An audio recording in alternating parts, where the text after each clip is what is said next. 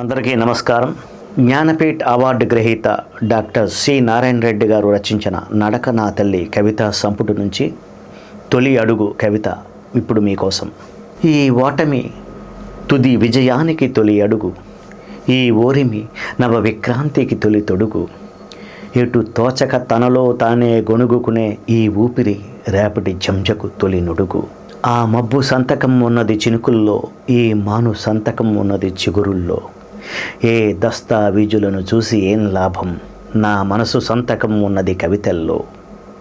ఒక కంటికి ఇష్టం, ఒక కంటికి కష్టం, ఈ విషమ దృష్టి ముదిరితే ఒంటికి నష్టం. ఎన్నాళ్ళు గోళ్ళు గిల్లుకుంటే ఏముంది, ఈ సమస్య చల్లారని రావణ కాష్టం.